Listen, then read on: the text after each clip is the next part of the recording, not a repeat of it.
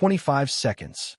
That's how long it took between the original tangle and Brittney Griner's arm catching Aliyah Boston across the face. The ball had long moved on. The whistle had already blown. There was no play to make, only a message to send. Yet, instead of flagrant or technical fouls, referees handed down the lightest possible penalty.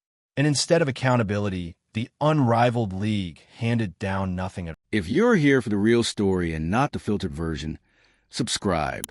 And if you're sticking around for the next meltdown, you better definitely subscribe. That delay between incident and impact is precisely what makes it inexcusable. It wasn't heat-of-the-moment chaos. It was a deliberate act wrapped in institutional permission. What happened to Boston isn't just about one hit. It's about who's allowed to hit and who's expected to absorb. When a league's own rules are selectively applied based on status, when retaliation is treated as strategy and not violation, the promise of equity becomes a hollow tagline. Unrivaled didn't just fail to protect Boston. It exposed the very cracks it claimed to fix. So let's go all the way. Because when you step back and really look at what unfolded, this wasn't just a moment of individual misconduct. It was a crystallized example of what happens when a league's image takes priority over its principles. It's one thing to talk about values, equity, consistency, protection. It's another thing to live them when it's inconvenient. And right now, Unrivaled is showing us exactly what happens when the lights are too bright and the brand gets scared. The swing itself, Griner's arm to Boston's face, was post-whistle, disconnected from any live play, and so far removed from the ball, it couldn't even qualify as a basketball act. It came 25 full seconds after the initial contact. That time gap matters. It matters because it makes clear this was not impulsive or reactive. It was a muscle memory. It was a choice. And choices have consequences, or at least they should. But instead of dealing with it, referees reduced it to a common foul. That's not just a bad call. That's an institutional failure. You don't need slow-motion replay or advanced analytics to know the difference between a basketball move and a retaliatory hit to someone's face. It wasn't borderline. It wasn't ambiguous. It was a deliberate violation of basic safety norms. And still, somehow, the penalty equated to oops, little contact. No ejection, no review, no escalation. And then, nothing from the league. Not a single word. No post-game statement. No disciplinary review. Not even a vague, we're looking into it, placeholder. The league went dark. And that silence speaks louder than any punishment ever could. Because when an organization with this much visibility and ambition refuses to even acknowledge a player getting hit in the face during a stoppage, it's not just negligence. It's complicity. This is where Unrivaled's branding starts to crack. You can't keep telling us you're about athlete-first values and mental health-forward culture when your response to violent conduct is silence. When your disciplinary model is a blank space. When your player protection policy vanishes the second it might inconvenience your marketable names. And let's talk about those names. Because this isn't happening in a vacuum. The players taking the hits, Aliyah Boston, Sydney Colson, J.C. Sheldon, are all part of the Indiana Fever roster. And the trend is undeniable. Again and again, it's this group absorbing the worst of it. And the aggressors? Kennedy Carter, Angel Reese, Brittney Griner. There's a pattern forming, and it's not hard to see what ties it together. These aren't random fouls. This is targeted aggression with minimal consequence. And the through line is clear. The Fever players, particularly those adjacent to Caitlin Clark's spotlight, are being physically challenged in ways that others aren't. And when that aggression crosses the line, the enforcement goes limp. That's not about the refs being inconsistent. That's about a system that's fundamentally biased. Because what's really going on is a hierarchy, a structure that privileges star power over fairness, that protects high-profile players while leaving others exposed. That makes enforcement conditional on jersey sales, social clout, and brand value. And it's not just the league. The media's playing along. After the hit, the coverage didn't linger on Griner's action. It pivoted fast. Suddenly, the conversation was about Boston's response, or lack thereof. Her calm became suspect. Her restraint was reinterpreted as passivity. The same professionalism we're told to admire was flipped into a narrative of her somehow inviting it, being too calm, not standing up for herself. It's a play we've seen before. Shift the focus, reframe the victim, reduce the aggressor's responsibility, and reinforce the idea that composure makes you complicit, that if you didn't escalate, you must have accepted it. And for Black women in sports, this narrative hits harder, because they're constantly forced into a double bind. Show strength, but don't be threatening. Be resilient, but don't look angry. Get hit, but don't react too much. And if you do maintain your poise, you're questioned for not pushing back. That's not analysis. That's deflection. And it's dangerous, because it tells future athletes, especially those without name recognition, that their pain doesn't matter unless they sell tickets, that their safety is negotiable, that their value isn't intrinsic, it's calculated. Let's not forget the league's entire pitch to the public. This isn't some crusty old institution stuck in its ways. This is Unrivaled, a league that promised to do better, that positioned itself as a disruptor, a new standard in women's sports. But a new logo doesn't mean new ethics. Because when a player gets struck in the face and the league says nothing, that's not innovative. That's a throwback, and not the good kind. What we're seeing is the familiar clash between branding and reality, between aspiration and application. A league that talks about athlete wellness and player-first policies, but when tested, protects optics instead. A league that markets itself as forward-thinking, but behaves like the old guard the second accountability comes knocking. And we've got receipts, because across major leagues, NBA, FIBA, NFL, there are baseline standards. Contact to the head, that gets reviewed. Retaliation after the play, automatic ejection, usually a suspension. Protocols are in place, so emotion doesn't override safety. But Unrivaled doesn't have those mechanisms. There's no mandatory post-game review, no independent disciplinary body, no clear thresholds for escalation.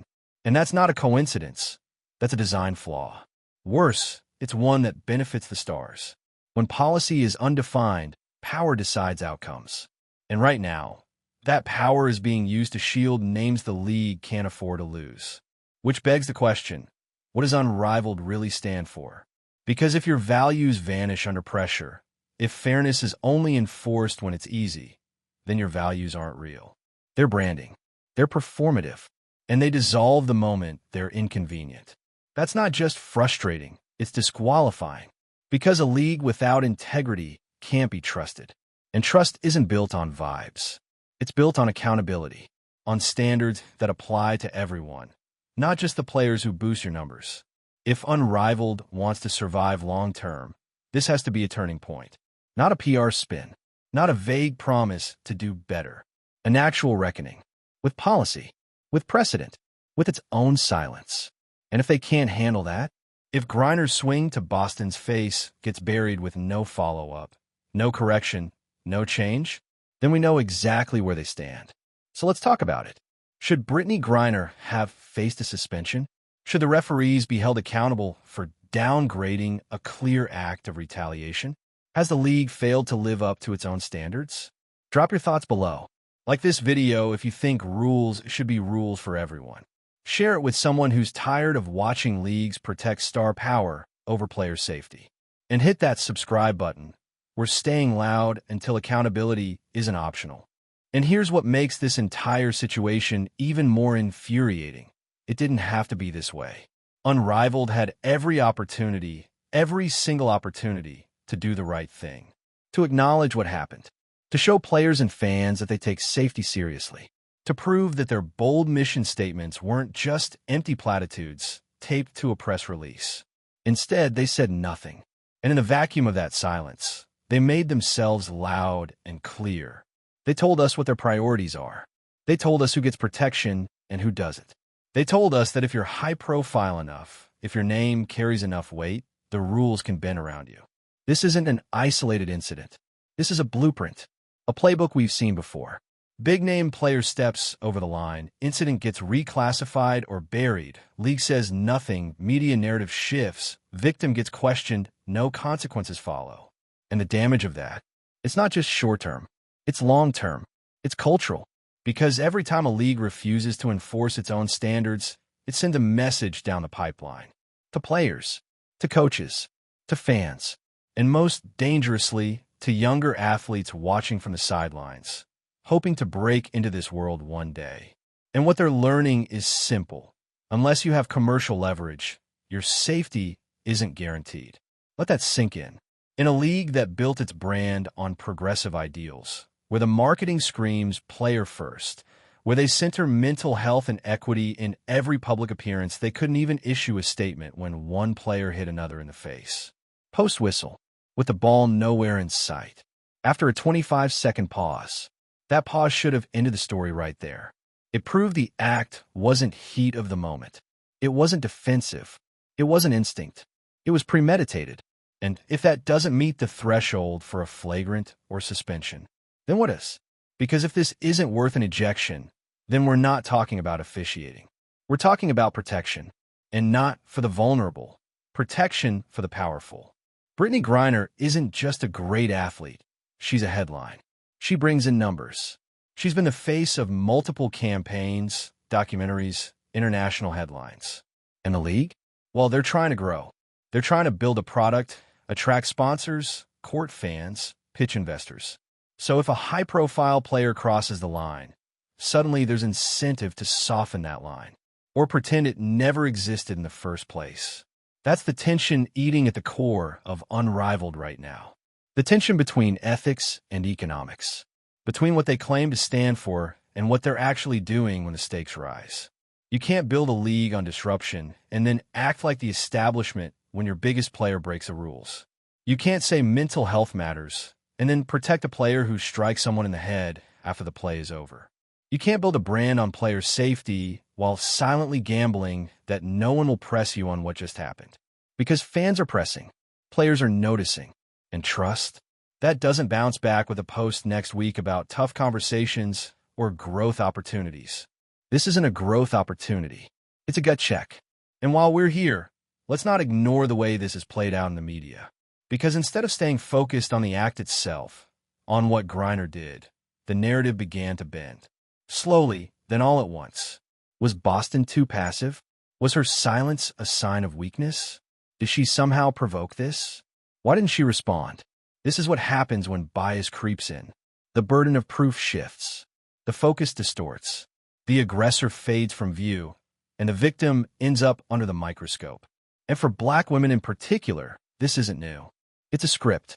A tired, insulting, dangerous script. They're expected to take the hits. And when they do, quietly, professionally, they're questioned for not doing more. And when they do respond, suddenly they're too emotional, out of control, disruptive. It's lose-lose. It's structural. And it's exhausting. What happened to Boston wasn't just about the physical strike. It was about the complete institutional shrug that followed. The lack of outrage. The lack of urgency. The absence of protection. And then the wave of reframing that made her calm composure seem like part of the problem. And again, this is not the first time Indiana Fever players have found themselves in this exact position. J.C. Sheldon, Sydney Colson, Angel Reese. There's a running theme, and it doesn't take a data scientist to spot it. These are players being physically targeted again and again. And the response? Uneven at best, non-existent at worst. It's a pattern. And it's not just about bad refereeing, it's about a broken ecosystem. Because when the enforcement is this selective, it doesn't feel like a mistake anymore. It feels like a choice. A series of them, all pointing in the same direction. Protect the stars, protect the narrative, protect the brand. At the expense of fairness. At the expense of safety. At the expense of trust. So where does that leave Unrivaled? In trouble. Not because of one incident, but because of how they handled it. Or more accurately, how they didn't. You only get so many chances to prove you're different. To prove you mean what you say. And this was one of those moments. It could have been simple. Acknowledge the hit, review the footage, follow your own values. But that didn't happen. And now, no amount of future branding can erase the fact that when faced with a clear-cut act of retaliation, the league went silent. That silence is permanent now. It's part of the record. and it's louder than any tagline they'll ever write. So now the question isn't whether Unrivaled made a mistake, it's whether they have the courage to correct it. Because it's not too late. They can still address what happened. They can review their enforcement policies. They can build an independent review board. They can put real consequences behind their values. But only if they're willing to admit that silence wasn't neutral. It was a betrayal. And here's the thing, doing that would take guts. It would take integrity. And yes, it might come with backlash. But it would also mean something. Because this league should mean something. Women's basketball deserves a governing body that doesn't flinch when the stars make mistakes. That doesn't trade credibility for comfort. That doesn't build its legacy on who it protects, but on how it protects everyone. The next move? It matters. A lot. And you got a role in this too. And since we're still here, still digging through the wreckage of this moment, let's not sugarcoat what that silence has cost. Because it's not just about one swing or one missed call or even one unspoken apology. It's about legitimacy. And right now, Unrivaled is hanging by a thread. Think about what credibility means in professional sports. It's a trust that every player on the court is being held to the same standard. That the league won't bend the rules when it's convenient. That athlete safety isn't a marketing tool, it's a non-negotiable. That no matter how famous, how popular, or how profitable you are, you don't get to cross certain lines. Well, a line was crossed, and instead of reinforcing it, Unrivaled erased it. That's not just a missed opportunity, that's an unraveling. Because the second your players, coaches, and fans start to feel like outcomes are being dictated by market value rather than fairness, the whole thing breaks. Competition starts to feel rigged. Discipline feels political. Safety becomes performative. And let's be honest, if Boston had been the one who swung at Griner post-whistle, would we even be having this conversation right now? Of course not. There would have been a statement that night. The video would have led every highlight reel. Debate panels would have dissected the footage frame by frame. Suspension talks would have started immediately. There might have been an apology tour, a news cycle, a what this means for the league thread circulating online. But since it was Griner, we got nothing. Just a downgrade to a common foul and total systemic quiet. That contrast says it all. And the more you sit with it, the more obvious the imbalance becomes. This isn't about one official or one PR team fumbling a response. This is institutional. This is a league-level failure that trickled through every channel of accountability and came up empty. There's a phrase from the summary that sticks. Transforming duty of care into a strategic variable. That's chilling, because that's exactly what this looks like. Unrivaled turns safety into a calculation. And when duty becomes strategy, ethics don't stand a chance. It's not about whether Griner is a bad person or deserved to be punished. It's about consistency. It's about a league applying its own rules when it matters most. And here's what's terrifying. If this didn't trigger disciplinary action, then what would? What level of aggression is enough? How far does it have to go before it's finally taken seriously? That's the part players are watching most closely right now. Because they're not dumb. They know who the league values. They know who gets protected. And when you see someone get hit, really hit, after the play is over with no attempt at the ball and no call beyond common foul, you start to internalize what your worth is. Or isn't. Especially if you're not the one on billboards. That's the real cost of all this. Not just bruises or miscalls, but the erosion of belief. That deep down belief that if something unfair happens, the league will step in. That you're more than a marketing tool. That you matter, even when it's inconvenient. Right now, Unrivaled is proving the opposite. That protection is conditional.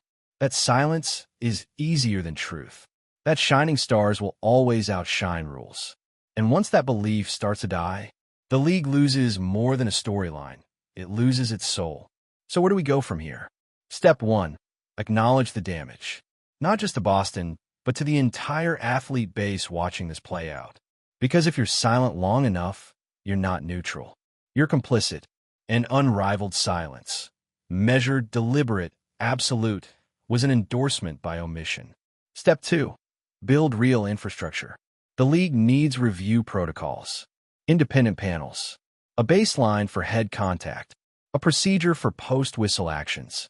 You can't just wing it and call yourself professional. You can't claim innovation while relying on subjective refereeing and PR discretion. Step 3. Apply consequences without fear. If a top-tier player crosses the line, address it. Openly, transparently. Show that no one is above the rules, not even the faces of the brand. Because if you only enforce standards on the players with the least leverage, your system isn't ethical. It's exploitative. And let's not forget, the players talk. Behind closed doors. In group chats. In tunnels after games. They know what's going on. They feel every instance of selective enforcement.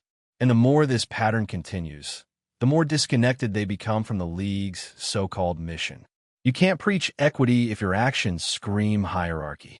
You can't promise safety if your silence puts players at risk. You can't lead with integrity if your discipline is dictated by press optics.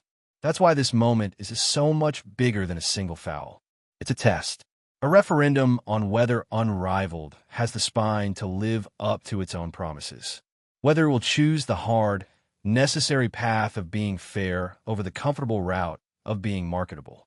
Because the longer they delay, the deeper the damage goes, and the harder it becomes to walk it back. So what happens next? Does the league issue a long overdue statement? Does Griner face accountability retroactively? Do protocols get implemented? Or does this just fade away? Another moment lost to silence and spin? We don't know yet. But what we do know is that this story isn't over. Not for Boston. Not for the Indiana Fever. Not for any of the players who've been watching from the sidelines, wondering how much their safety is really worth. And it sure as hell isn't over for fans who refuse to let selective accountability become the norm. So let's keep the pressure on. Leave your thoughts in the comments. Should the league revisit this incident? Should there be mandatory review processes? Are you seeing the same patterns of favoritism and silence that we are? Like this video if you believe every athlete, no matter how big or small their name, deserves protection. Share it if you're tired of leagues hiding behind branding while real issues go unaddressed. And hit that subscribe button, because until Unrivaled starts acting like it actually is unrivaled, we're not going anywhere.